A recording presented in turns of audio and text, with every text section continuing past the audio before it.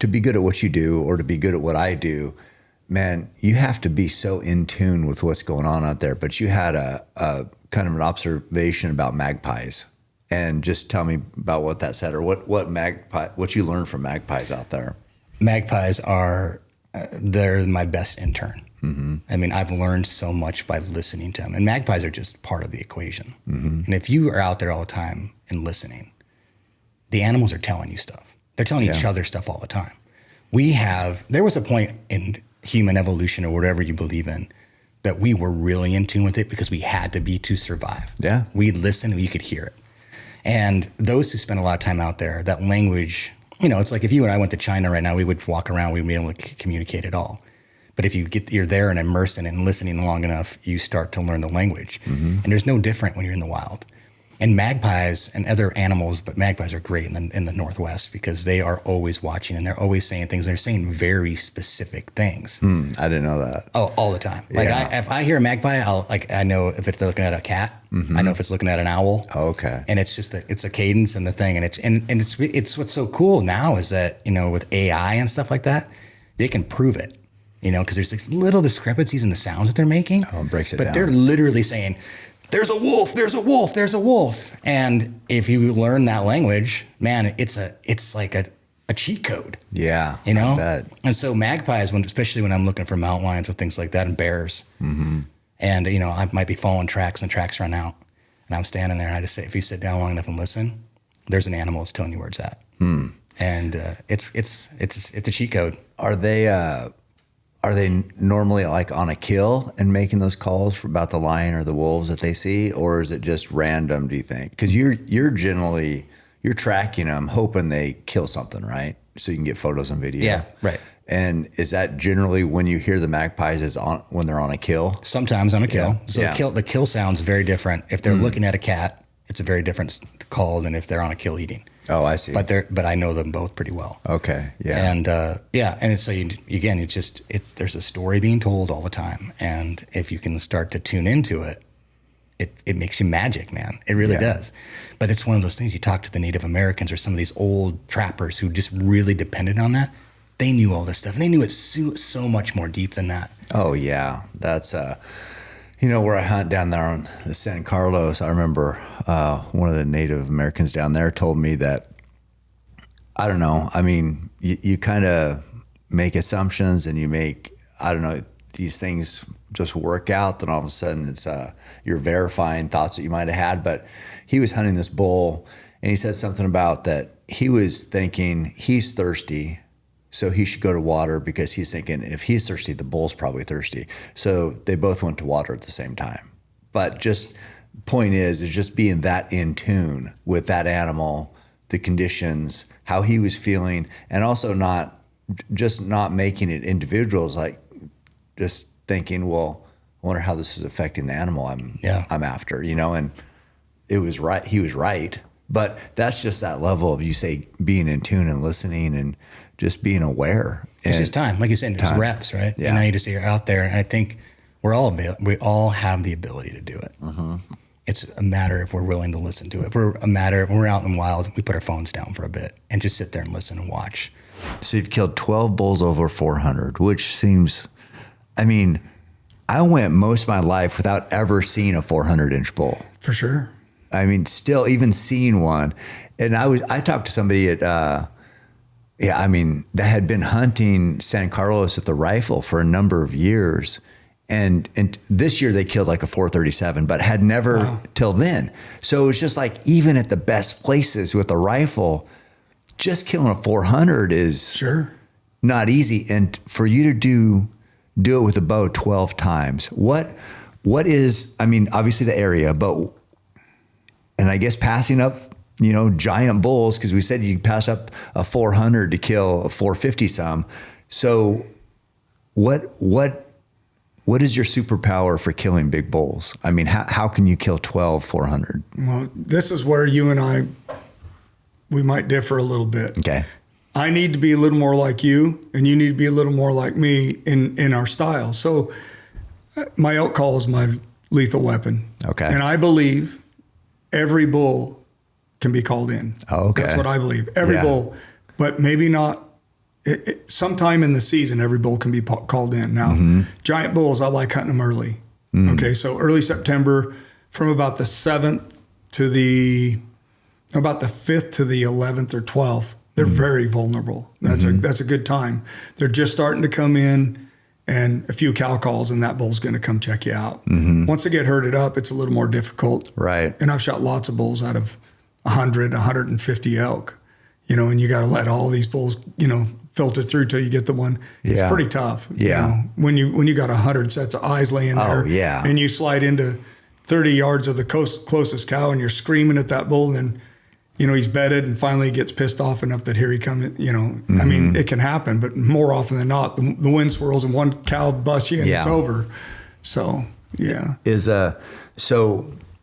every bull could be called. So you're saying, like, before they're cowed up, when they're on their own, when they're kind of cruising around, it's a good time getting everything figured out about what bulls where, what cows where, just the area, and they're starting to feel the rut. That's the time. I'll just tell you this, and it was taught to me by Bill Lancaster, who was a big houndsman. Around, the 3rd of September, the 4th, 5th, you'll be hunting in an area, and you'll notice these ridges. You'll start seeing lone bull tracks walking on these ridges. You're out here in Oregon, anywhere. You'll notice lone bull tracks just cutting out and going out through there. Not a cow with them, nothing. That's a great time. They're starting to troll. That's a really good. They're breaking away from all the other bulls, that they've been with all summer, and they're lining out, going looking for cows. Yeah. And that's why I'm not big on scouting or anything for elk. It's really kind of funny. Everyone's all excited to go spend money on fuel and all this stuff. You scout that bull here today during the rut, he might be 16 miles away. Yeah. So, I just go out with my elk call and start calling bulls in. And when I see the one I want, I whack him. And that is a hell of a decision to make when they're at 30 yards, turning the corner, and you go, okay, yeah, he looks good. And if he doesn't look good, or you think he doesn't look good and you let him walk, and then I'm a little slow on doing math. And then I go, oh, wait, he was good. So I call him back in again, I mean, yeah.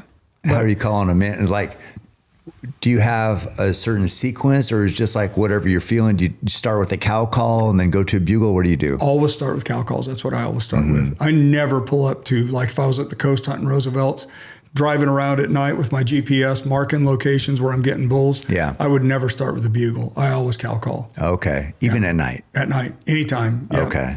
And I've got an odd setup that I use. I use diaphragms for cow calls. But I use a thing called the Deep Timber Sounds, Dan Clore. Do you remember that elk call? Dan Clore used to be at all the shows. And it's basically, it's a PVC mouthpiece that you put a key in it and turn it, and you pull it apart. You put a finger caught over it, slide it back together, put a dowel in it, cut it again a different direction, and then rip the excess out. And then you plug that into your call, and it's unbelievable. You can locate so far with that thing. And sound just carries better. Incredible. Yeah. I mean, way out there. And if I pull up anywhere where there's bulls, they're going to answer it. If you cow call with that thing, they're going to answer. Or if you're like Bo and you can cow call super loud if you want to, Bo's got a lot more control with the diaphragm than I do. Yeah. Well, so I just want to back up real quick. So when you said at night, so that's what some people do. People who don't elk hunt might not know that that's a tactic. Is you go out at night, you're not hunting. Nope. You're just locating bulls. Yep. So if you call into this canyon and you hear 2 bulls going, you're like, okay, I got a place to go in the morning. So it's mostly, and then you can identify, sometimes the size of the bull based occasionally on how it sounds, how deep it is. But that's a good tactic is, if guys are having trouble or just need to find elk, go out at night, because elk are more likely to be calling when they're comfortable, when it's dark and they're more active. Absolutely. Yeah. You can sleep later. Yeah. I mean, we all love to sleep. And as you get older, the good news is you don't need as much of it, right? So I get up at 3:30, 4 o'clock, whatever, 4:30 every day. I slept in this morning at 5:30. I was like, wow, that really felt good. But, if you're having problems finding bulls because it's too hot, a lot of times at night it cools down a lot, and you don't need your bow, you don't need anything. All you need, for me, what I like is a GPS, because you got to mark these locations. Just run around use X maps, and just run around, mark all these spots where you're hearing bulls with a certain color, and then, red hot, man, you got a bull right here. This is a bull that he's acting. Every time I cow call, he's answering. That's a bull I want to go after, because if he's ripping to a cow call every time I answer, he's likely going to come in. Yeah, he's prime. Are you listening to that sound of the bull, like how deep it is? Do you ever put? I never pay any attention to the, how, if he's a, those are the ones I always want to go to, but I get in there and they're just 5 points. You know what I mean? I know. And then I've had some that just, and then you walk in there and it's a 410 bull. Right. So I look at every bull no matter what. Gotcha. So it just depends on how he's answering. If I've got 10 bulls that I found, driving around for a few hours at night, I'll know which one is the one that I want to hear, or want to go to. That one is, what do you guys think? Let's go try this bull first. Do you, when you're stalking an animal, I would say mule deer because it's so tough, but if the wind is unstable, are you staying back till it settles down? And then, as we get maybe early in the morning when it's going downhill, or later at night when it's going uphill better, is that when you're closing in, or how do you do it? Yeah, I kill a lot. I actually just did compiled a lot of data of just like successful hunts, bow hunts for mule deer. And I would say over half, like probably 60 something percent, are killed between 11 and 3 p.m. middle of the day. And it's because that's the best situation for the thermals to stabilize and push that wind up into the sky, especially early season. Because after 3, now it's switching again because the sun's dropping, things are cooling, it's pulling down. But in 11, it's up, so it's coming up then. So in that 4 hours, it's the best time for the wind is what you're finding? Yeah, I think it's probably the best time for the wind, most stable shadows. And also the animal is generally more, where they're going to be because they're bedded. Correct, yeah. Because before that, like a mule deer, just particularly a mule deer, will go, he'll feed in the morning, then he'll go to bed, but it's just a temporary bed. He beds, he sits down, it might be shaded, and then what happens is as the sun's rising, it's rising and that shadow's moving. And so he wants to stay in the shade early, especially early season. This is primarily early season, but that shade moves. Because the sun's more intense. Yeah. It's just that the sun's moving at that arc, but when it's up above, the shadows stay consistent the longest. Gotcha. So as the sun's higher in the sky, there's that point in the day where it's like moving less. The shadows are moving less. Right. And so when the shadows are moving less, when the sun hits that buck, he's going to get hot and rebed. And so when the shadow moves less, he's tucked in longer. And then also it causes the ground to warm up, which pushes the thermals into the air. So you might have a swirly wind, but the thermal might be stronger than the swirling wind. So it's throwing your scent up. So if that wind kind of quickly shifts, then it might shift, but it'll be above higher where he can smell. Okay. And so that's always a good tactic. But that's not to say that that's the only time that I stalk deer, because that's not always an ideal situation. There's a lot of places where that might not work. Like early season open country, high country. Yeah, that's a great tactic. But there's places where you have to use ambush tactics in the mornings and evenings while they're feeding. And I've killed a lot in the evening and a lot in the morning. And so you change your strategy based on the time of day and the winds and everything like that. But for the most part, I'd say on elk, wind is the number one factor that busts you, because they like to bed on those ridges and the places they intentionally bed where the wind swirls, and they kind of bed in multiple positions, right? They do that intentionally. And then I think with mule deer, noise probably gets you the wind and noise, but it's like a coin toss between the two. How often have you killed bucks coming to water or food source as opposed to spot and stalking? I'm trying to think. I don't know. When you say data, is that your own data? My own, just like bucks that I've killed. So you write, how much of this data do you have? I mean, on your kills, do you go back after the fact and write everything you remember? Yeah, sometimes. I mean, it's more just like a spreadsheet. Oh. So it's like, okay, it's just like thinking about deer that I've guided, ones that we've killed, I've killed. So then I but here's the thing is like the data is skewed to my particular style of hunting, right? Yeah. If I like to sit water, then it'd be like, I shoot them all at 4:45 p.m. when they come in, or right at first light. Right. It's very skewed to my style of spot and stalk hunting. But It also says like the middle of the day, I'm very successful on most animals in the middle of the day. When most guys are like back at camp, that's when I do a lot of killing. What, I mean, why do you do that? I mean, is that because history has taught you that that's when you kill, or is it that's the best time to kill? Or I think for stalking in, for me particularly, and the way that I like strategize it, that's the most successful portion of the day for me. So for some people that might not be, right? If their skill set didn't lend itself to capitalizing on those opportunities, maybe they'd be better off waiting at the water for once the bucks get up in the afternoon before they go feed, they're hitting water. Right. Yeah. Yeah. So it just depends on like your style of hunting, but I don't know. I found that that's a pretty successful. Do you have an average shot distance that you've noticed? Yeah, I think for mule deer, it's, dude, I can't remember. It's like 43 yards, something like that. There's some outliers, like some pretty far and some really close. Yeah. It just averages in that like 40 range, 43. To me, the key is, and I never know how people are going to respond to this, is not the first day, it's the second day. You have a giant day. What are you capable of the next day? Because that's hunting.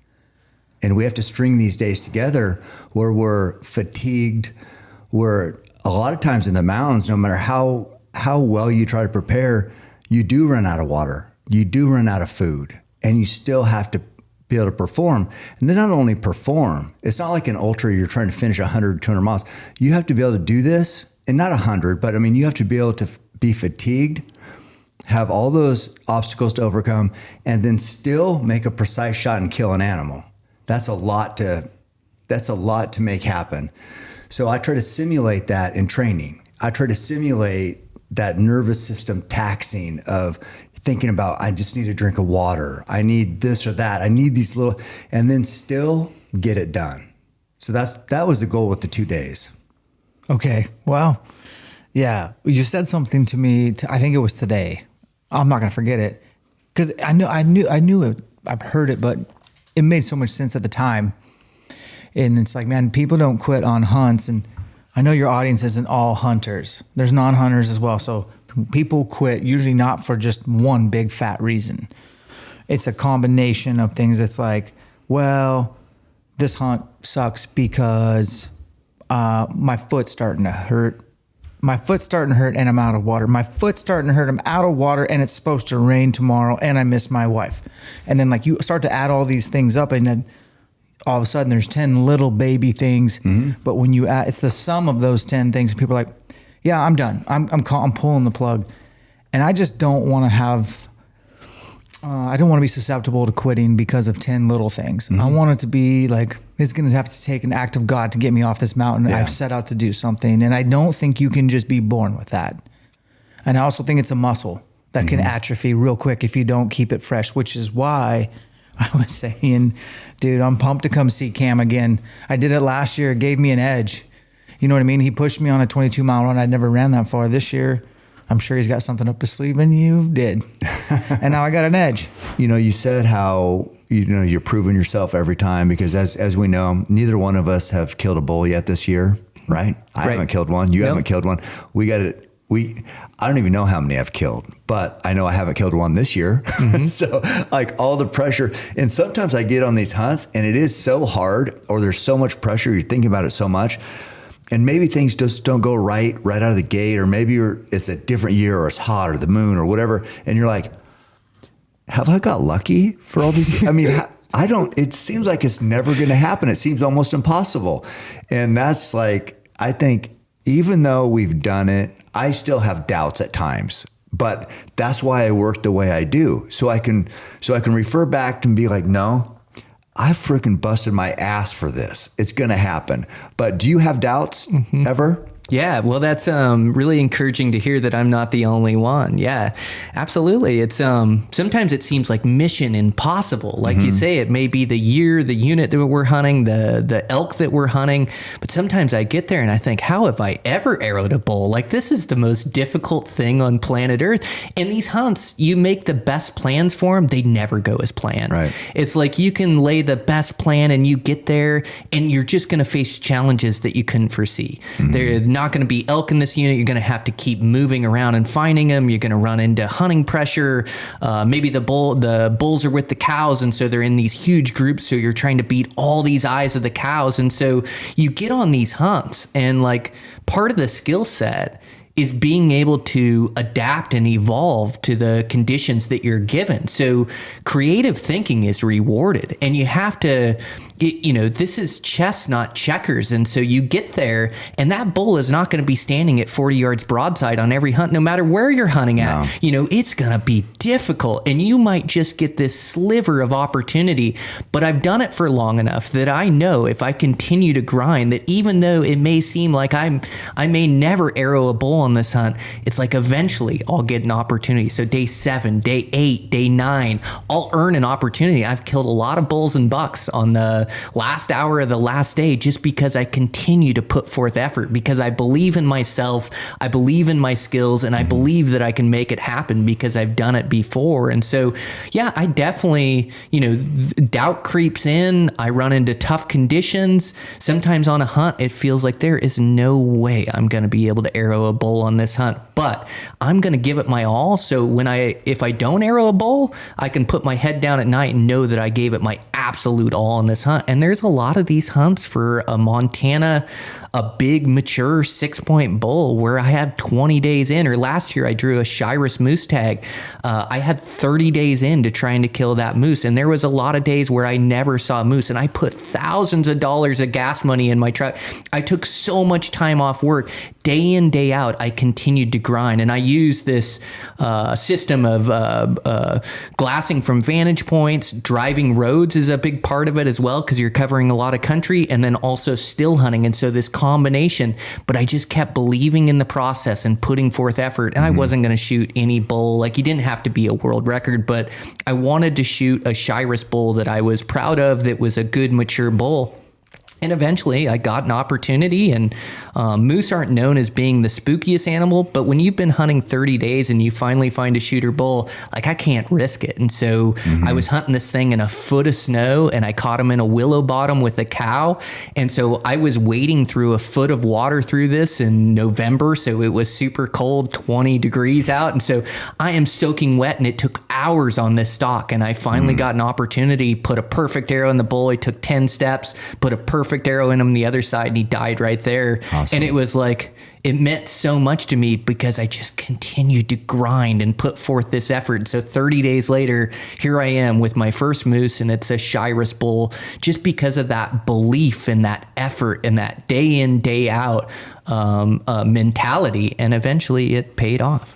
Yeah. So, I mean, that sounds great. That's a great story. But have you ever been, because the reason why I say this, I've done this before myself, where I've had so much success for so many years, and the failures people don't know about because I overcame them and still killed. But I've had hunts recently where I'm like, you already create this story, like, it's almost like an excuse, but a Texas whitetail hunt, which isn't supposed to be hard, but I had the hardest time last year. So I had created this story about, hey, sometimes hunts don't go, you can give all you got. You created this, you're already making this excuse about why you didn't kill, right? Or on the last bear hunt I just did, it's like, I could say, well, I was waiting for a big bear and I just didn't see one. So you kind of creating this ready-made story to make yourself feel better because there's a hint of what other people think because of you've had so much success. I mean, so you go through all these things, and I don't care.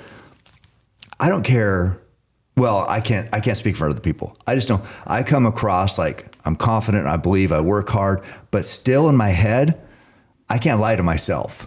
And there's times where I'm like, I don't know if I'm going to get it done this time.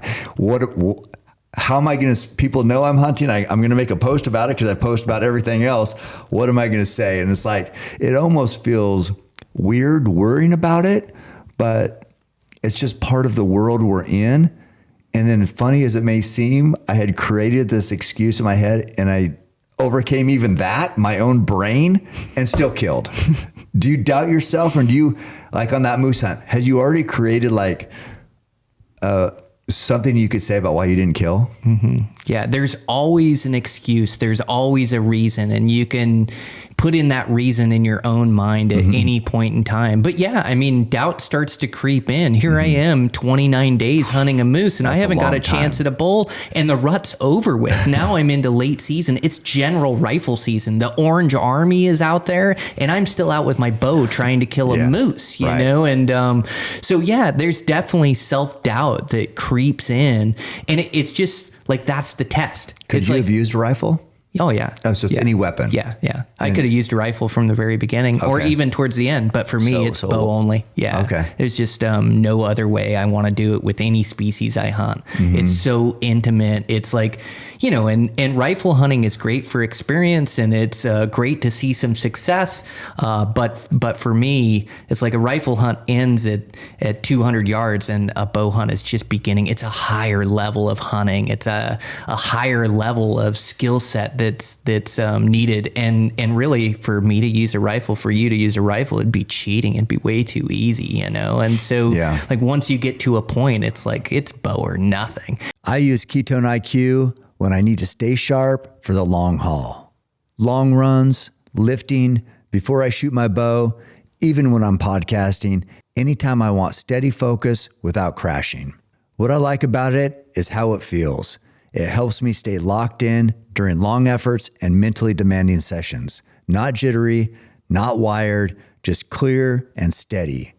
Ketones are your brain's preferred fuel source. So instead of that spiked caffeine feeling, the focus feels calm and controlled. It lets me push without leaning on caffeine or sugar. I'm not chasing another cup of coffee or something sweet just to get through a workout or a long day. I can train, work, and think without that roller coaster of energy. Physically, I feel ready to go. Mentally, I'm locked in. That combination matters when you're putting in long hours and real work. Visit ketone.com/cam for 30% off your subscription order, plus receive a free gift with your second shipment. Or find Ketone IQ at Target stores nationwide in the hydration and protein aisle and get your first shot free. LMNT was created by former research biochemist Rob Wolf and has enough sodium, potassium, and magnesium to move the needle and get you feeling and performing your best. Plus, it has zero sugar, artificial colors, or other dodgy ingredients to derail your low-carb lifestyle. That's why LMNT is my go-to electrolyte drink and trusted by many of the world's leading health experts and athletes, including Team USA weightlifting, coaches, health practitioners, and teams across professional, collegiate, and high school sports leagues. You're also guaranteed to find an LMNT flavor you love. Try fan favorite citrus salt or raspberry salt, get spicy with mango chili, or mix chocolate salt into your morning coffee for a mean mocha. LMNT is offering listeners of the podcast a free LMNT sample pack with any purchase at www.drinklmnt.com/cam. Also try new LMNT Sparkling, a bold 16-ounce can of sparkling electrolyte water. You know, with hunting, and again, I've killed a lot of elk with my bows, but not like you or a lot of. I'm mid of the pack kind of guy. Well, Montana, you got some good hunting there for sure. Yeah, it's good, but man, like I said, one of the strategies is just like, you know, when you're in close to those elk, when those cats get in there, they don't waste time. Because the longer you sit there, the more chances the wind's going to change. The more chances a cow elk's going to walk over here and spot you. So when they get in there, there's this thing, when they've closed the gap, they're aggressive. And I've used that tactic in hunting, and it's something I've learned literally by watching mountain lions, and it makes my success rate go up. I used to, I haven't done it lately, but back in the day when I first started, because I was hunting very high pressured elk, but I would like run in the middle of the herd. Yeah. And it wasn't when I was after like giant bulls, but I'm after like any bull, right? So I would run, I was like envisioning what you were just explaining, into the middle of the herd, and you could get a shot before they figured out how to react, what to do, which way to go, and you're just standing in the middle of them, and they're all just staring, but if, you know, you can take advantage of that. In that confusion. Yeah. Right? Yeah. They're in that moment, they're all confused. You don't give them a time to think about it, and by the time that they're thinking about it, there's an arrow already in the air. One of the things you mentioned too about how and we both have, about how always learning or being out there and observing.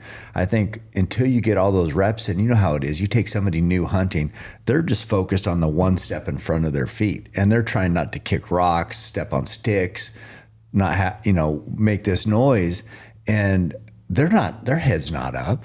They're not looking around. They're not observing anything other than the 1 or 2 feet in front of them. And then what I've noticed too, because I've taken so many people, is like, I don't know. You said maybe it's not even conscious, maybe it's subconscious, but I barely glance down. Most of the time my head's up, and I'm always, and I don't have to look down where my feet are. It's either peripheral or whatever. But just little stuff like that just comes with time, just reps and just noticing things. And you said like the lion stays in the shadow, always stay in the shadow. You say that lateral movement. I know I'm always like trying to keep my arms in close, walking with my bow like this. My arms aren't like this. Even my legs definitely aren't like this. They're in that line. So when you said that, I was thinking, and I do think about that. Like I want my profile to be as just as static as possible. Focused, right? You almost feel your body just kind of sink in like that. Right, because, the biggest thing people could do is, of course, the back of their hands and like point at something like that. If you that far away from your body, an animal, I don't even know how they could be a long way away and see that movement, right? Oh, yeah. So it's just, that's an extreme example, but just staying tight, as you mentioned. What have you learned from wolves? Well, the way they use the landscape. One thing about wolves, a lot of the pack animals is you'll see a pack of wolves moving on a group of elk, right? And you think, okay, point A to point B, they're going to work this like this. And all of a sudden they stop and they'll back up and they'll start going back this way. And you think, where the hell are they going, right? Well, they know the landscape in the grand form. Yeah. Right. They know how the winds move. They know if they go straight at it, those elk are going to see them. The wind's going to switch to their back, and they're going to be gone. They're going to be busted, and they're going to be gone. But they know if they run this ridge up the backside of it, and they come over this way, and then they all land out here, those elk are going to feed right into them. So their knowledge of the landscape is, it's one of those, they stop down, they all just think about it, and then they all start to move. They all know it, right? And they just go and they get in that position. And they have to. That's how they eat, right? Yeah. And if they make mistakes, it's crazy. But I think with animals, and I've seen it with bears and mountain lions and wolves and all kinds of them, we think of them being just a super instinctual creature. I got to eat now. Yeah, kill. And they're thinking. They're thinking all the time. And when they go out there, they've learned. They know these areas. They've got a map in their head. They know that they can go back a mile this way and go catch this little gully up like that, pop over the ridge over here, and they're going to nail it. They know that map. And there's a complexity about animals. If you sit there and watch them over and over and over again, it's kind of mind-blowing. Because, there's some aspect, I think, as humans, we don't want these animals to be thinkers. You know what I mean? Right. We have that advantage, we think. Right. Yeah. And so when you see them have these kind of complex strategies and stuff like that, that's... It makes me want to know more. The longer I'm out there, the more I'm witnessing animals doing stuff, the more I realize the less I know. You know what I'm saying? Right. Yeah. And there's so much to learn, and to see these animals, the wisdom that they have. A bear on the landscape can live to be 30 years, right? Right. Yeah. They're out there every day. A lot of life experience. And think about that, the wild wisdom that they have. Yeah. So if you can sit there and just watch them for a little bit and try to just gather a piece of that, man. That's huge. Yeah, we talk about, if you hunt all of September, man, you hunted a lot. Imagine these animals all day, every minute, for decades, for 30 if you're a bear. And so we think get good at hunting by hunting a month straight. Yeah. I don't know. It kind of reminds me of, I'm a big UFC fan. So if you talk about like, they have fighters go train with Khabib over in Dagestan, and they're like, oh, I'm going to be, spent 5 weeks over there. I'm on a whole nother level. I'm like, well, he's been doing this for 20 years. Yeah. So you're not even close to making that gap up. And then all the wisdom his dad had, they handed on. And, right. And there's just a cumulative wisdom from generation to generation, which animals have the same, which is insane.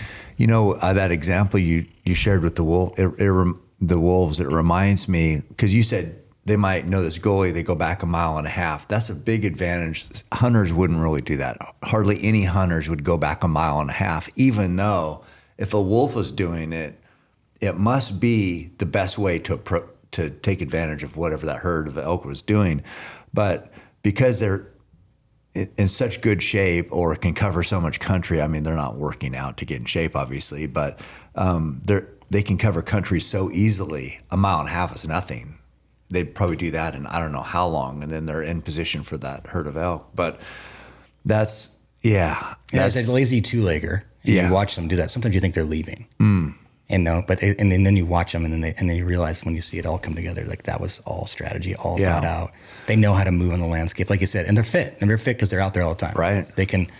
I mean, you get me into all kinds of things about my opinion, but if you're a hunter, man, you should be fit. That's just the bottom line. What do you think is the biggest factor for people not getting a big bear? Like what sabotage? How do they sabotage? You've only got 5 days, so not everybody's going to get a giant. Right. Realistically. Because a giant has to come in. Yeah, you have to be that's right. perfect, as we talked about. Yeah. But there's no guarantee. No. But even to get a good bear, like, I don't want to make it so, like, even those 7-footers, they're pretty smart. They'll make a little bit more mistakes, but the older they get, they learn stuff. Probably from sitting with a bunch of hunters for a lot of years, maybe they get complacent. They're like, nobody's, because they're sitting alone now. And it's like, well, I can get away with this movement, or they'll pee off the stand, which is fine. But if you're peeing 15 times off the stand, your scent is there. The bear smell it. If that big one. I'll just say, I've never peed off a stand. Yeah. So I know people can do it. I am like I pee at the bait all the time.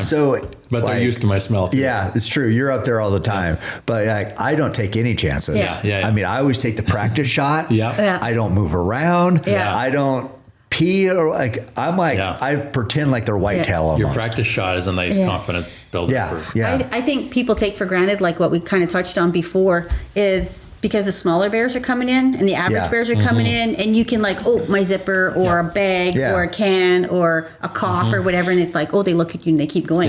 Yeah.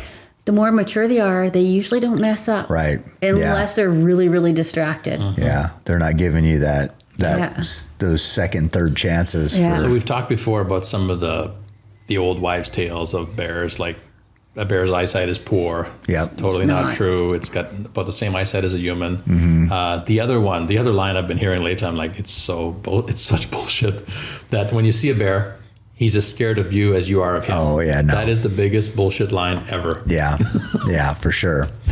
Yeah, it's What I think one thing, I don't know, it's kind of hard, is just like those old bear, you just can't screw up. Yeah. No. And I mean, I even went so far, like where I killed last year, is I made that other separate blind on the side because he was so dialed in on, and he was just never coming in ever. No, because he'd walk in and he'd look. He'd look for where you were supposed to be. If he saw something there, because we're sitting on the ground where we know, I'm kind of sabotaging myself in that way where I like being on the ground. You're definitely making it harder to kill. Yeah. If you're in the tree, in the tree stand, that's a way to kill a big bear for sure. Yeah. I mean, so if people say, I want to sit on the ground, just know, okay, you're kind of screwing yourself. Yeah. And they want to sit with us. They want to sit with me. Yeah. And I'm like, if you really want to kill a big one, go sit by yourself. Sit in the tree stand. Yeah. They won't know you're just there. sit. Yeah. Kill them. More time in the stand, it's better. I don't have a routine or specific thing, but I do specifically try different stuff on bulls, right? Like sometimes I'll just grunt. Sometimes I'll just, no chuckles, and I'll just scream. Is it just by feel or just by listening to them or just taking a chance? It's throwing something against the wall, see if it sticks. Yeah, that's all it is. And so do you bugle with that one, same reed? Oh, yeah.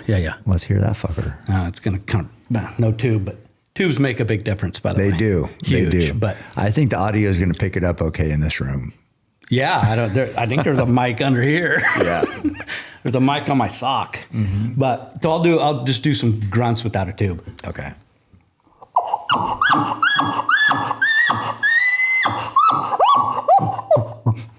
Yeah, see, so those last few grunts where he had the little squeal in with the grunt, that's so good. Yeah, they do both. Yeah. Like a bull, you'll hear that.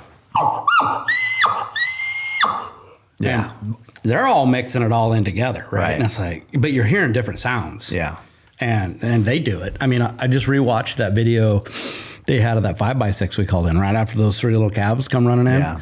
And we kind of scrambled for a setup. And I called at him, and he came, and he did that exact thing. You know, he had a bugle, and then he did that chuckle, and there was a high-pitched part of that chuckle. And there's a note in there on just one of the chuckles. And then it tails off. I don't know. I kind of noticed little things like that, and I go, that's pretty cool. Try to implement that. Yeah.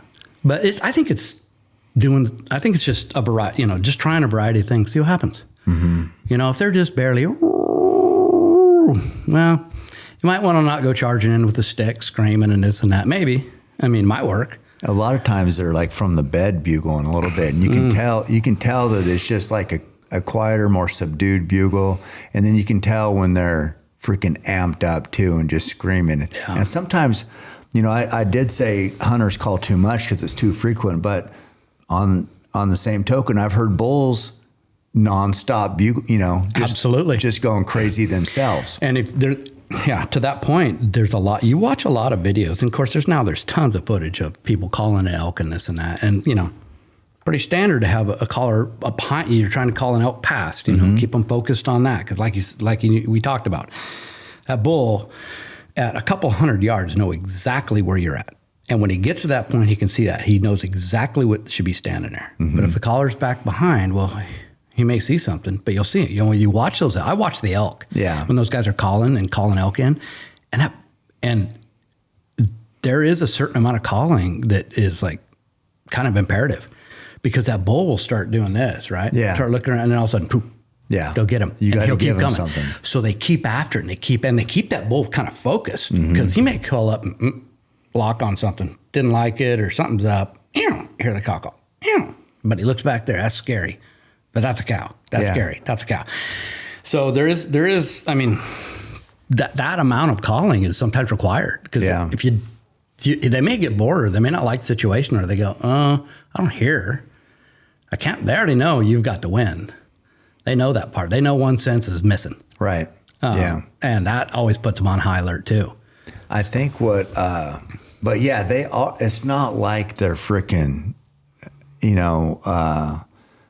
What would I want to say? I mean, they're animals, so it's not like they're super intellectual, right? So they can think, well, I see something there, but then, like you said, you make the call, and then they're back on the collar, and they'll like kind of weigh out, because they're big, aggressive animals. If they see some guy on their knees and it's a little bit out of place, but it's something small, right, and they're 1,000 pounds, and then they hear this call right past this thing they're not sure about, you can distract them again and give them just that encouragement.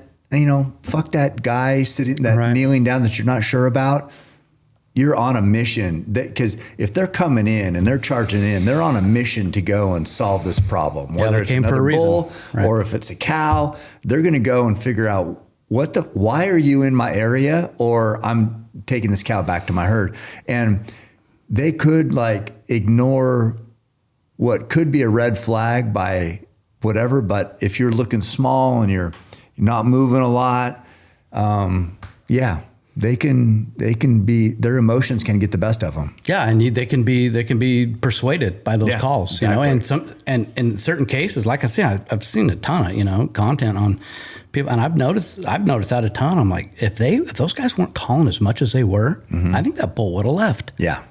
You got to keep them coming. But they kept on him. But that's situational. And if you're the caller and you can't see this happening, it's really hard to judge them. Well, but then also there's that fine line where sometimes you have to separate yourself from the hunter, and you have to go over the hill. Yeah. You know, because if the bull comes in and he knows he should be able to see down there and doesn't see anything, he should be able to see whatever's calling.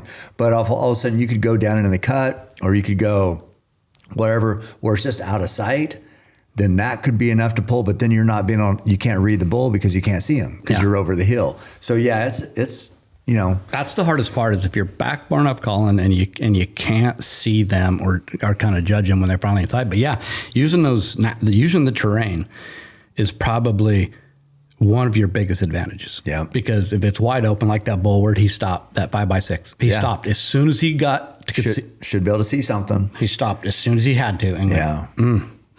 interesting.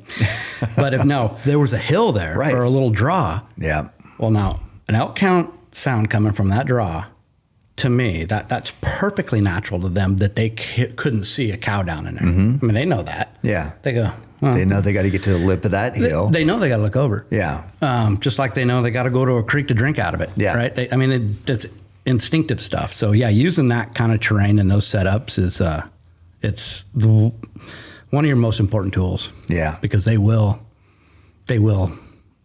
stop when they can and know exactly what they're looking at and what they should be seeing. You know, is there, and there's a spectrum of the behaviors that happen besides that.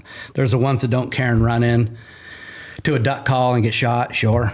Yeah. Or there's the ones that don't even come in. I mean, it's an interesting little game and dance, but yeah, not being able to see the elk.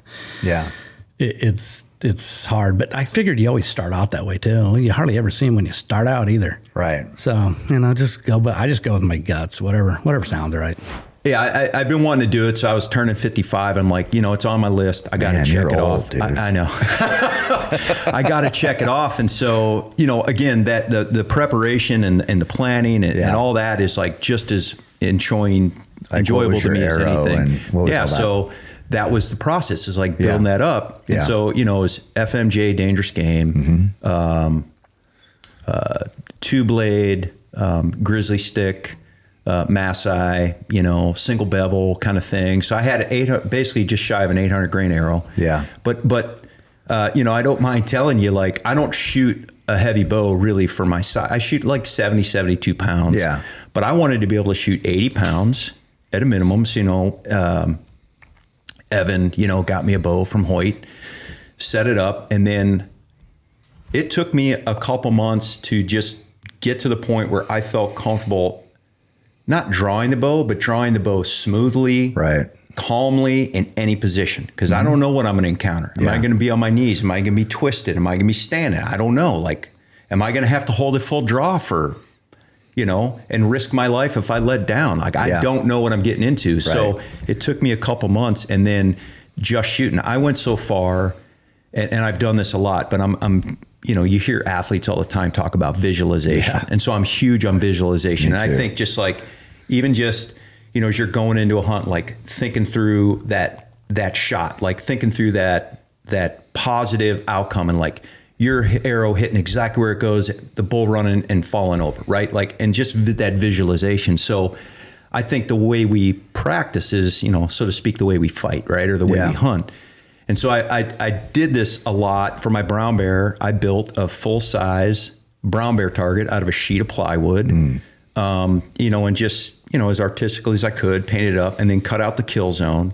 So it gave me not only the visualization of the bear and, the size, the general size of the animal, but then just a little bit of intention that if I didn't hit, I'd put a block target or whatever behind the kill zone. But like, if you don't hit the kill zone, like, there's a good chance up an arrow. Yeah, there goes $20, right? Yeah. And so it gives you just a little bit of there's some stakes there. Exactly. Yeah. Right. So I did the same with the Cape Buffalo. So put the Cape Buffalo target. I bought a poster, like a full size, like people would shoot a gun at. Yeah. And I took it and I traced it out, and then I built this Cape Buffalo target. And I started shooting it, got the arrow dialed, worked up the broadhead, found out what I wanted, penetration, et cetera. And then I took that buffalo target and I started putting it in my yard, like down in a ravine, shooting uphill. And like, I went in with as much confidence as you possibly could have. Yeah. But at the end of the day, there's still this lingering doubt. Am I going to perform? And I'd never shot and killed anything with this setup. So like, I have to trust people like that this is going to work, So long story short, we got a tracker on the front of the vehicle. We're driving towards a water hole. We're going to set water. Yeah. And it's in the evening, and the guy picks up tracks, and they're headed towards the water hole. Well, when we get there, the wind's all wrong, like for the blind. So it's not going to work.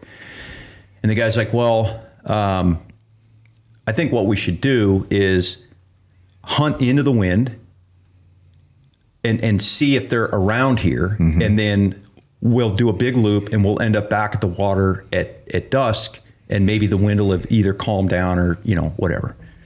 So I'm like, yeah, bro, I don't know You're shit the from expert. shit. Yeah. And sure enough, as we're going into the wind, so we've got the advantage, they're coming to us. Perfect setup. So, you don't have to, it's just like my best success with elk has been, I can stalk in, I've killed a few like that, but the best opportunity is like me setting up and letting them come past me, right? So like I try to control, again, this many variables. And so that's what happened. But now they get 70 yards away, and we'd already talked, me and the PH. He's got his gun, 416, whatever. And he's like, don't worry about shooting through like your cape and like wounding another, like probably not going to happen. Right. Told him what I was shooting. He's like, once you shoot, don't move, et cetera, et cetera. So we go through all this. Well, they're coming. And so we stop.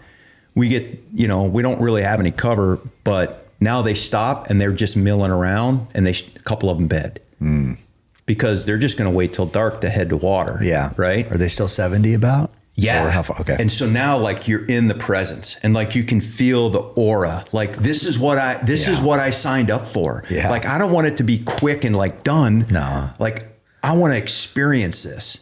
And so, I have I don't know why, but maybe because of the preparation, whatever mindset I have, but like I don't get nervous in these situations because the way I look at it is I haven't done anything yet. Yeah. Like I'll get happy and nervous after I kill the animal. Right. But until then, why go there? But it was awesome to have them there. But I'm like, don't f this up. Yeah. Like these things aren't going to run away. They could stampede us. Right. And they're called Black Death. The trackers had already told me, like one guy had a scar like up his ribs, and he said that they weren't even tracking a buffalo. They were tracking an eland, and this buff just runs out of nowhere and like damn near gores this guy to death. Right. Wow. And they all had these stories. So I'm like, this is real. They're aggressive. I'm like, cool. That's what, anyways. So just by luck, they start standing up. Well, we had already seen there were a couple good bulls in there, but one bull was bigger than the rest. He was grayer than the rest, and he was broomed on his right side. And they're like, the guy's like, that is an old Dugga boy. Yeah. Like an old Dugga boy. Yeah. And like, he's not going to win any beauty contests, right? Perfect. But, so they get up, they start milling, and just by luck, this old bull is, they're kind of in a herd, right? And there's maybe, I don't know, 13 or 15 or something like that. He just happens to be closer to me. And I just wait. I'm like, you know what? If he doesn't give me the shot, don't shoot. Like you'll find another one. It's either meant to be or it's not, And sure enough, I was super patient. He comes by broadside and he moved that leg forward. And as he moved that leg forward, it starts to like, I'm thinking like obscure his vision. I'm not worried about the others. I come to full draw. I settle in 26 yards. Oh, 26. And I had a orange veins, a wrap, and a knock, right? And right now, I can still see that orange arrow going exactly where I wanted to, right? And so I shoot, and I didn't move. Normally, I'd reload. I didn't move. And I just remember hearing the PH say, dead bull, dead bull. Oh, man. And so they run off like this, and they loop around, and you can see them kind of running through that scrub country. And all I can see is like this big black mass going in like a cloud of dust. And one little black blob is falling back from the rest. And then that blob disappears and the herd thunders off. I got the African sunset. I got a bow in my hand. My Cape Buff is dead right there. And as that's happening, I hear the death bellow. And I remember, like right now, I'm like, bro, fucking be present and just take all this in and remember it, because this is what you live for. And dude, he ran 100 yards and fell over dead.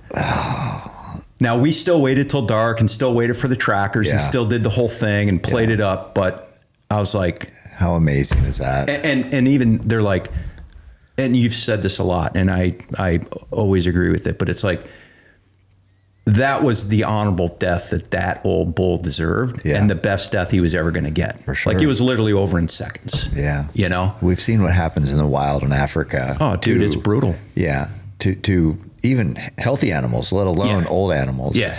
But yeah, it's that was a perfect death for him. But I would do that every year. Dude, what a visual. I would. What a visual. It's like, I can just see it. The takeaways I have from those stories about your brown bear and your Cape buffalo is the intentionality and your preparation.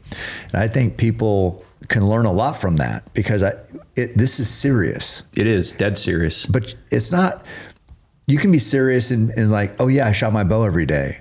Okay. But to what level? I mean, there's different levels of shooting your bow every day. Yep.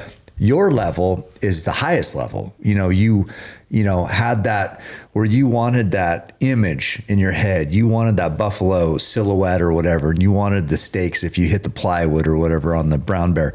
And it's like, that's what it takes. That's what it takes to be infallible in moments where a lot of people would crumble. Yeah. A lot of people in those situations, because the emotions are so high and there's so much pressure, and you're in another country or in Alaska, a lot of people fail.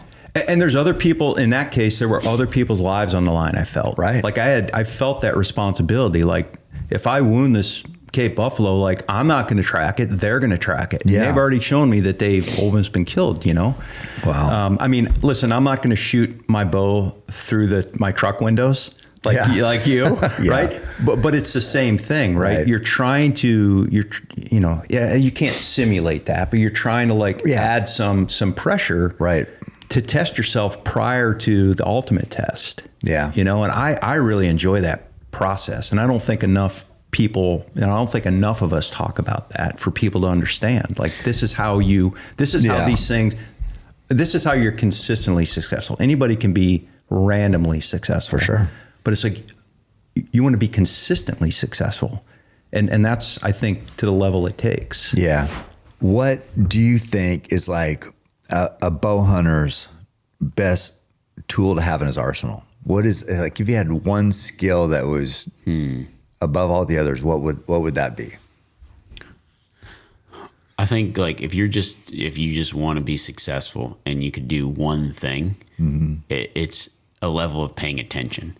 Like, the biggest mistake I see people do, whether they're stalking in, whether is like they're walking with their head down. And it's the easiest thing to do. Is like, I can go out with a guy and know how competent he is within 3 seconds of watching him walk. Oh, really? Yeah. Like, because people like walk like this or stalk like this, or they're so concentrated on right in front of them. It's like, the guys that are really good are looking out here. Their heads are not, like, you've walked your entire life. You don't need to be like down on the ground. And like being attention, head up, head on a swivel, looking around, being alert, because it's the one that you don't see that busts you. It's the things are constantly moving and changing. Like any sport, it's like when you're first playing, I don't know, like say soccer, and you're looking down at the ball and the feet, and the pros are like looking out here at the goal, right? Yeah. Like, that's not. So I think that's just, it's super easy to do. It's like, put your head on a swivel, move in and pay attention. Yeah, I think it is like anything else. So there's some people who, if they're not looking where their feet are going, they're stepping on shit, kicking shit. It's like, I know what you're saying, because to be good, you have to have your heads up, but you also have to be aware of it. I don't know how I do it or how to explain it, but it's like I look one time and then I know where to place my feet for 10 yards or whatever. 100%. Yeah. So, I mean, you're looking, but barely, and it's just enough. And then that through experience that where to put your feet. Exactly. Yeah. What I used to do, like, it's guiding. Sometimes not everybody's in the same physical shape that you would be in, right? So you're like doing a lot of, I would just consider it, I think it's like slow walking, like trudging. Like, I've got a certain pace and I need to do my pace, so I'd end up way far away. So to slow myself down, I used to play this game. I would just like look around, not even think about it. And then I'd pick a stick like off in the distance, and then I would close my eyes and walk and place my foot on that stick. Oh, okay. It was just a fun game that I would just do because I bored, like waiting for somebody to, so that would slow me down. So I'd walk essentially long, pretty good ways, like I don't know, 20 feet or more, like pretty good. Your peripheral vision can really see the ground. And there's certain times where it's like, okay, look down, check, place your foot. If I got to feel the ground, I mean, I also feel the ground with my feet too. You kind of use everything available to you. Some people just like, they don't recognize that their feet feel the ground. It's like, oh, there's a stick and they're just going to throw all their weight on it. They're going to just walk and drag their feet, or they're going to do whatever.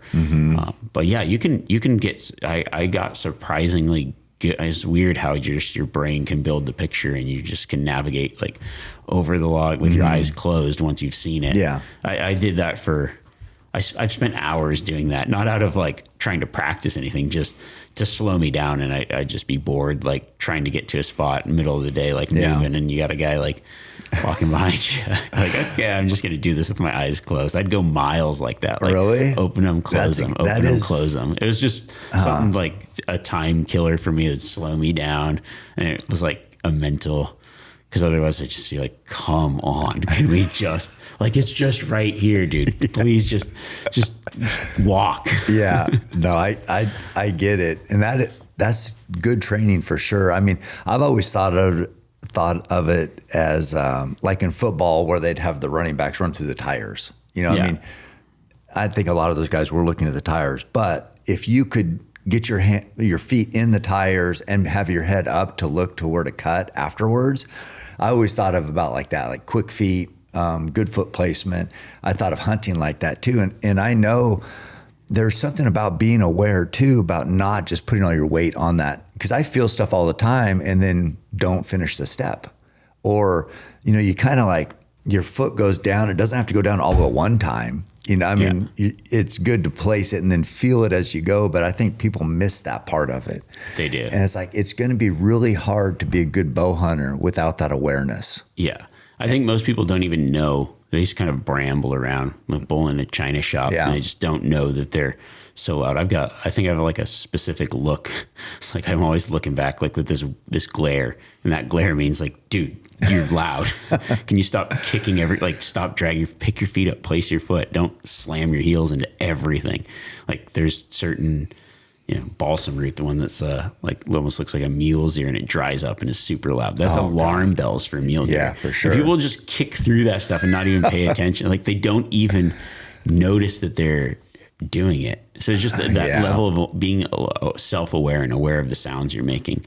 And then also not being so timid, then you get the opposite where they're like so worried about everything. You kind of learn that little flow of like when you can move, when you can be loud, when you have to be quiet. But that's just comes from experience and being aware. Right. It's, the other pet. So I got a couple hunting with people. First of all, I hate hunting with people. But if we're going to film it, unless you're self-filming like you have, it's just part of the nature of the beast. But a couple things that drive me crazy with somebody else, in addition to kicking everything or whatever, but the pants swishing. Oh yeah. When you're walking, and then talking like in a normal voice. Yeah. Or even like, it's like a lower voice, but still like the regular voice. It's like, instead of the whisper type thing. It's like, I don't think people realize how fucking far your voice carries in the mountains especially if it's clear out. Oh yeah. I mean, miles those animals can hear you, it seems like. I was hunting a spot last year, late season, and I was up on a mountain doing some glassing, and I had some buddies it was a buddy that had a tag, and I felt like I don't know, probably not a mile, but a long ways away. And I radioed him. I was like, I can hear you guys talking. Oh God. It was just one of those, the wind was perfect. Yeah. I'm up on the top, maybe an amphitheater sound, but they had to have been. I was like, why are you guys yelling down there? Like they're just all having lunch, just BSing, I'm like, dude, I can hear you guys. So imagine what the deer can hear. How far? I mean, so far. That whole basin had to know that, there's humans here. Yeah. I've always been in that mindset of like, especially with a bow, is like, you do not want those animals to know you're there. And I'd see it all the time where guys would be like, oh, well, it's not, they're so far away. They don't care. Like they aren't running away. I was like, yes, they are not running away, because if they ran away from every danger, not in their immediate presence, then they would be running all the time. However, they are aware. And when you get into that zone, things change. Yeah. That might mean a jumping buck. That might mean a buck that's heads up More a lot hyper longer. aware. Yeah, because they heard something. They heard something Yeah. and they know that there's predators here. And now when they hear a stick crack when you're within 40 yards, instead of looking and then going back to feeding, they're going to look and stare. Yeah. And that's the difference between success and failure. Exactly. And like I would do the same thing. Like guys would go to, say, a ridge and they're standing on the certain ridge where we would glass, or I've even seen it where it's like there's a ridge that I would always park a ways away, walk around, sit, like sneak over the top using brush and cover and sit there and glass. It's like, oh, well, those deer aren't running because the guy's got his truck up there. I'm like, yeah, until that guy gets to go on a stalk, and then he just blows them out because they know that the danger is there. Yeah. That's, that's huge. No, nothing goes unnoticed. I mean, if a buck's getting age on him, he's heard a lot, been around a lot. Yeah. Identified a lot of hazards that he's avoided, and that's just part of it. Yeah, I don't think people give the animal the credit for the survival instincts it has, to get old. For sure. And yeah, it's all those. I even I know you probably tell me about this, but when I'm on a stalk, I'm always thinking about what kind of barriers, not just for sight, but also for sound. If I'm on the other side, if I can use the other side of the ridge and then pop over instead of trying to stalk on the same side of the ridge, because I know that sound's going to carry right to them. Or on the other side, you can get away with so much more. Or just small barriers like that, definitely in the shadows all the time. I mean, I see people that are, that hunt, and if there's a brush there or something there, I'm always going on the shady side, as opposed to the sun side. Oh, for sure. Even if you'd think doesn't matter, we hadn't seen anything, but I'm still always in the shadows. Is that kind of what you do? Yeah, 100%. Yeah. Like move from shadow to shadow, stop, and because there's it's all the little things, and it's a combination of. I mean, over the years, I've just found that that's how you become consistently successful, is accounting for all the really small things. Right. And if you're accounting for those all small things, then when the big things you're clearly accounting for, and it all adds up to maybe a little bit better opportunity. Maybe you were standing there and you popped over a ridge, and you're glassing, or you're looking, you don't see anything, and a deer happens to walk up, right? And you're standing in the sun side. Well, now everything that has to go right, it's like it's easier for that deer to see you. The sun's on you. He's going to catch the limbs drawing. He's going to catch a lot of things. He has more opportunity for that to go wrong. But if you did the one small thing of being maybe in that shade, you could grab an arrow off and knock it without that flash hitting him. And maybe he's still unaware. And then you might have that opportunity to draw back and get a shot. So just a small little thing amounts to larger things down, and all those little tiny little details compound. People don't know aren't archers, but judging yardage to the yard at half a football field, not easy. Not easy. So how do you do it? Yeah, that's kind of the art too to what we do. We have to be great shots, but we also have to judge great and make good decisions, is what I tell people. Yeah. But how I judge is, growing up, all I had was a deer or a bedded buck target and a bag target in my front yard where I didn't have a range. Everybody thought I was just blessed with this 40 target pristine range. Must be nice. Must be nice, yeah. Yeah. But I wasn't. I had a bag target that was shot up. And my dad would get old rags from a clothing place and stuff it in chicken mesh and, But it sat at 30 yards in my yard, and so I would shoot that all day as a kid. And so still to this day, I can find 30 yards. Like I call it my absolute. And so that's what I really rely on pretty heavy, is no matter the situation, I'm like, I can find 30. I just close my eyes and then I'll take all the trees away, take everything away, just me and the target. And I'm like, where would my bedded buck be in the yard as a kid? And it's like, boom, right there, that's 30. You visualize that same target. That. Yeah. From there, it's depth perception. I'm listening to my competitors' arrows because we're all shooting about the same speed. And so from the time the bow fires to the time it takes to hit the target is the same for most of us at 40, 45, 50.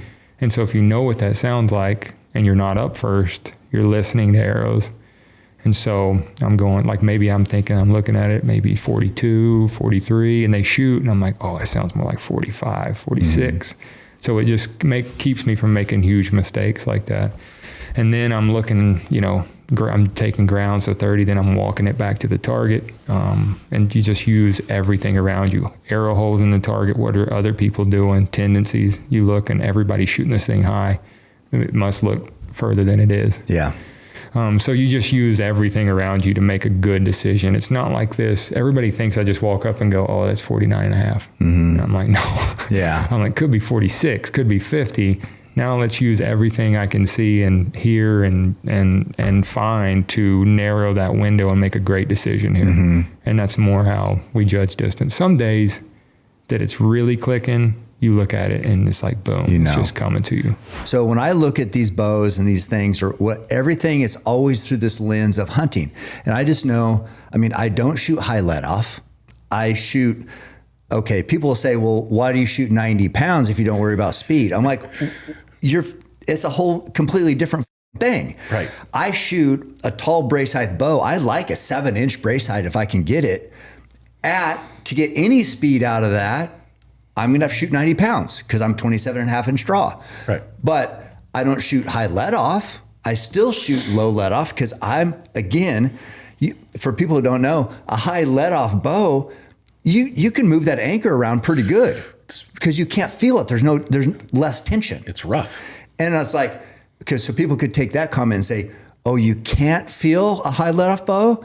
Yeah, maybe I could have reworded it. You can feel it. It's just easier to be off. So Right. I'm like trying to control all these things. People see this thing sitting here. Every arrow I weigh, has to be within 1 grain before it goes in my quiver. And what I explained like to Joey Roll or to Joe or to anybody who gets into archery is everything matters. Right. Everything matters. So if everything matters, what of these things that matter is going to help you? What's going to hurt you? Correct. That's it. A short brace height bow is potentially going to hurt you. Correct. Not potentially. Unless you are at a certain level, it'll really hurt you.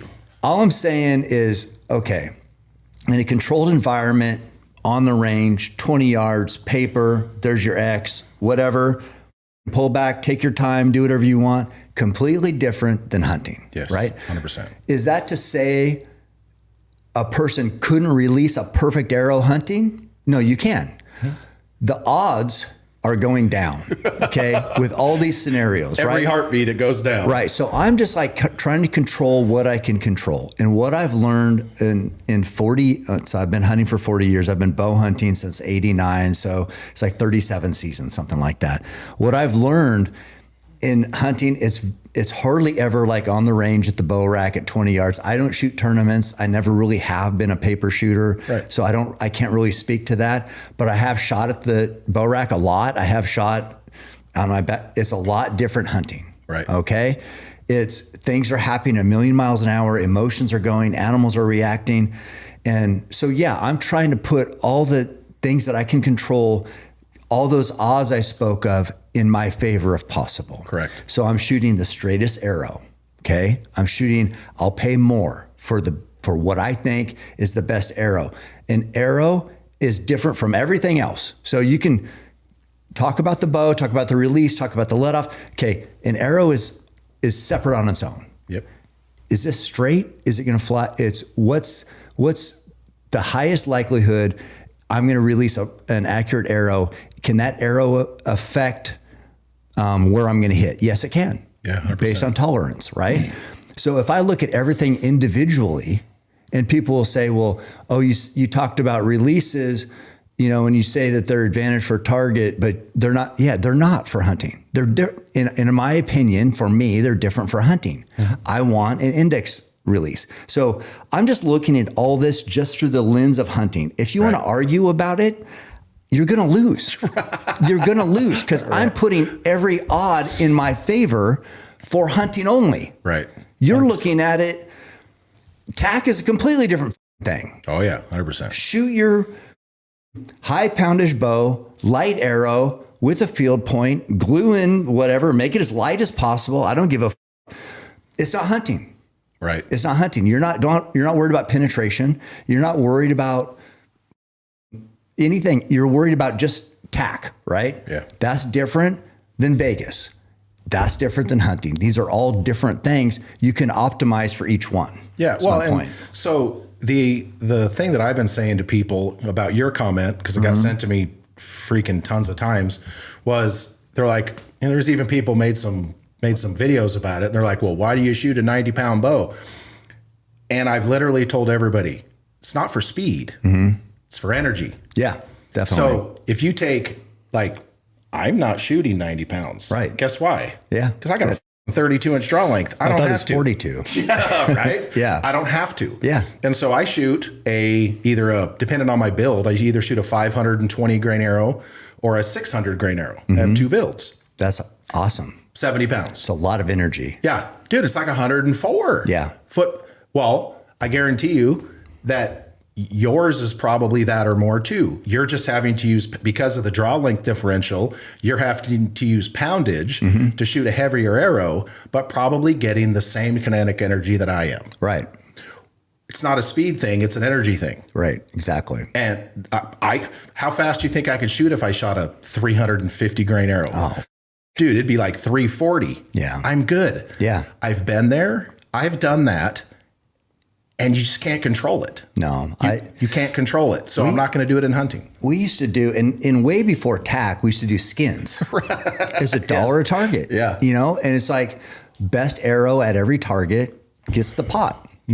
We cared about that like it was like the Super Bowl. Right. Like, oh, we're doing skins today or whatever at Myrtle Creek. Okay. It's on.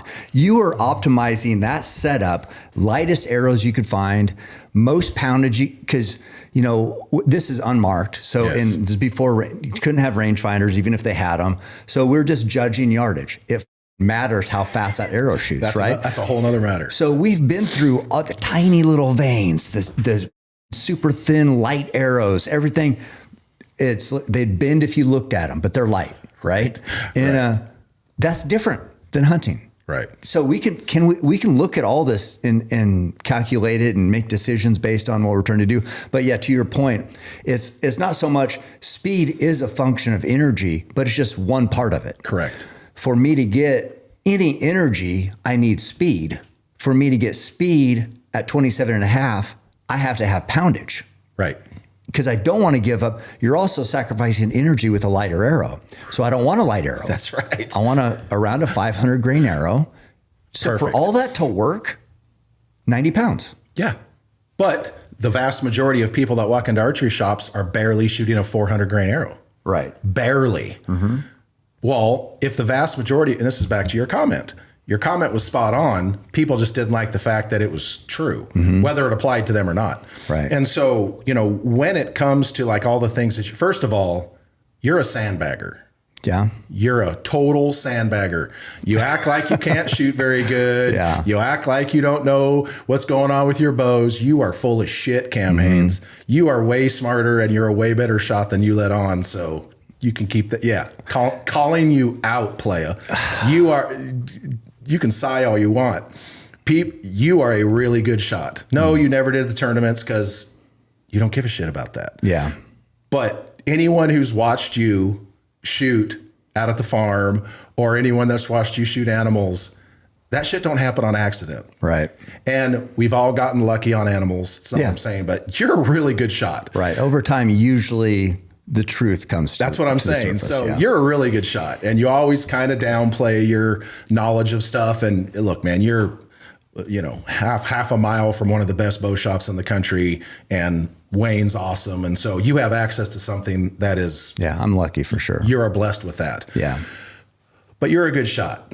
Now, are you going to come to Vegas and drop 900s with Bodie Turner? Yeah, I'm not either. No. But you don't care about that. Right. But as far as what you've done and what you do, you're a really good shot. You should consider giving yourself more credit there, but you're not gonna.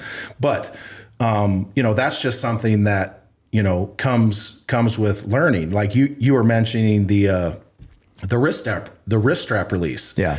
Dude, I was hunting out in Western Oregon, out in the strawberries in like 2006. Eastern Oregon. Yeah. And I'm out there and I had the old Jim Fletcher, man, on the bag in practice in camp, wadding. Dude, we got out on an animal and I missed like full blown karate chop. It was terrible. Yeah. Twice. Oh. Go back to camp and I'm like, shit, what do I do now? Go back to the bags, wad them up. So I actually pulled out my Zenith hinge and I've shot a hinge for hunting ever since. Okay. I'm not recommending that for everybody. Right. Just like I don't recommend people run 200 miles at a time like you do. Yeah. Everything ain't for everybody. Right. I'm a firm believer in know your role. Yeah. So for me, the hinge was like home. So when I would draw back, I mean, like for me, because I'm not, you and I are not in the same conversation when it comes to hunting. You are elite. I'm petite. And so, but when I draw back, I tell myself on an animal every time, the antelope I got in Colorado this year, I'm like, you're not shooting, Greg. Just draw back, see how you're aiming. Because for me, it seems like no matter where I go, as soon as I come to draw on an animal, an earthquake happens. Yeah. And it's off. Seismic. Yeah. And I'm like, all right, we're just going to see how you're aiming here. And if I'm aiming good, my release will click. Yeah. Not because I make it. Oh, I see. So when I draw back, if I'm aiming good enough, my form, because I've did it so many times, my form will just go click. And then I'm like, oh, we're doing this. Bonk. Yeah. And we're good. That's not for everybody.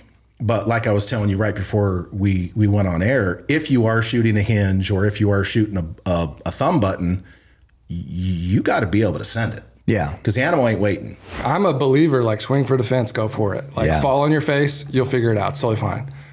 I think there's a strategic way to do it wherein you lessen some of that, just like financial pressure to perform in a way that you could lose the momentum you have if you don't perform. Yeah. And bow hunting is fucking hard, dude. It's extremely hard. It is hard to produce. We do not talk about that enough. It is like, I get my ass kicked in some way all season, many times. Yeah. You know, and so to produce, to get a big bull on the ground is hard. It's extremely hard. It's extremely hard. Yeah, and to play this game, the hunting purist in me doesn't like what I'm about to say. Okay.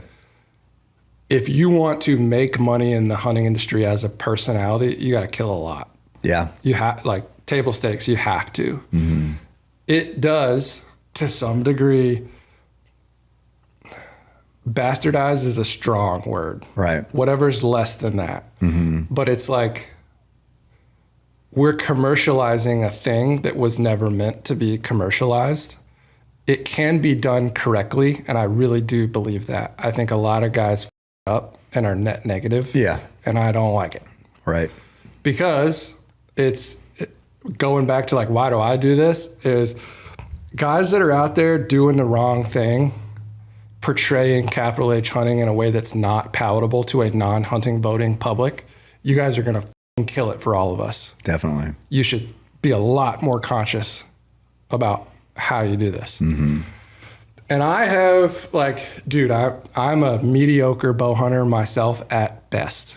I love it. I am, like, in the process of trying to get much better at it. I saw some good animals on your page. Dude, I try hard. Yeah, had some success. Well, thank you. There's 10x more failures. But it's like I think everybody has a responsibility to present hunting in a way that is net positive for the future of the lifestyle and the sport and the resource. And like, if you're not doing something to further the continued excellence of the North American model of wildlife conservation, you're not in the game. Because if you do something stupid, you could really hurt this for all of us. Yeah. So be conscious of what you're doing. And I have at different points in my career, like, publicly picked fights because I just believe that, like, in my core. Okay, I can't just, the Grip-N-Grins are great. obviously I got them all over here. There's, nobody offended in here, but I understand who's looking at my page. And so somebody who doesn't understand hunting looks at a grip and grin, it's going to be interpreted differently. We're smiling with a dead animal. Yep. So I sometimes don't even ever put up a grip and grin. I put up truly what's the most important part of the hunt, which is all of it. The journey, adventure. Journey, just try to share different aspects of it. Yeah. I try to kill an animal because that's what we do, but that's not everything. Yeah. That's just a small part of it. But we're so used to only having one chance, like at the bow rack, we should just go put a kill shot up on the board. We don't get a chance to tell a story. So you just put your fucking kill shot on the board. Yeah. And so that's kind of what we started doing with social media because that's what we were used to. Mm-hmm. We just had a brag board. That's it. So now I'm just like, no, I got to do a better job of explaining this lifestyle and explaining why it's important and explaining why it's powerful to me. And if we do that, I think it can make a big impact. I agree. On non-hunter. The antis are never going to get it. The non-hunters, they can understand, and I think by doing it right, man, we have a big opportunity with, social media gets shit on. Hunter as influencers get shit on all the time. And it's like, fuck, I don't know. I think this could be a good thing. Of course you can always use social media for shitty, stupid reasons, but that's not us. That's not what we're going to do. So, and the grip and grins and all that stuff, we've talked about it on the podcast. There was a time there in hunting where like hunters were shying away from grip and grins and all that. And I almost looked at it as being defensive towards the antis. Like, why are we going to give them that? Yeah. Why are we going to give them that? You know what I mean? Like I am proud of this. I am proud of this accomplishment. Now I'm a fan of the grip and grins, but like you're saying, telling the story. Mm-hmm. So what social media allows us to do that the brag boards didn't allow is tell the story. Yep. So Brady, Trail, Omar, all these guys are very well written and very well spoken. And hunting, when they talk about hunting, even if it's in a story post or whatever it is, they're so good with words that people can feel their passion for it and their respect for it and all of that stuff. And I think that's the hugely important part of social media is that part of it is sharing the passion, the story, the struggles, all of it, and why that picture is a grip. What it means, right? Yeah. Why are you smiling with that animal? And, well, here's the story. Why, right?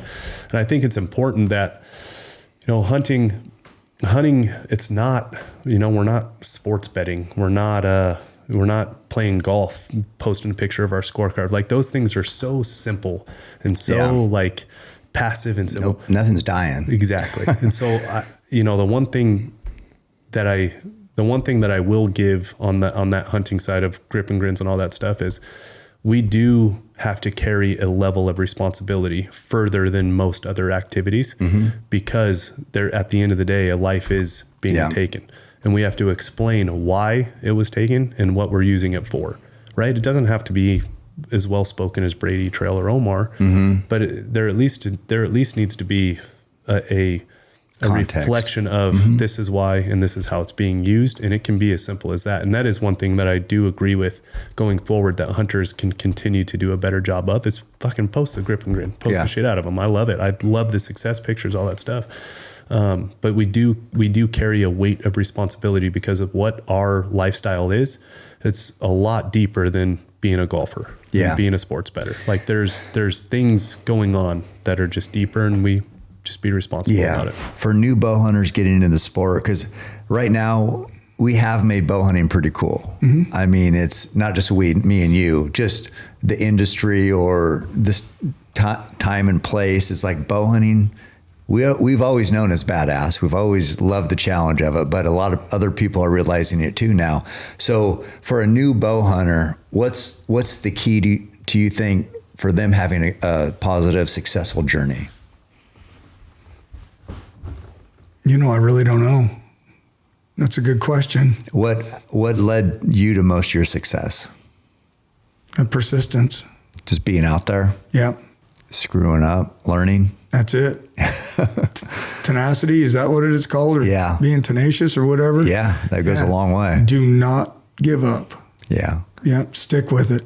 You know, I know I had a lot of failures when I first started. That's what bow hunting is. Yeah. It's a lot of failures, but when you finally, it does come together for you, man, alive, does it feel good. No, nothing better. No.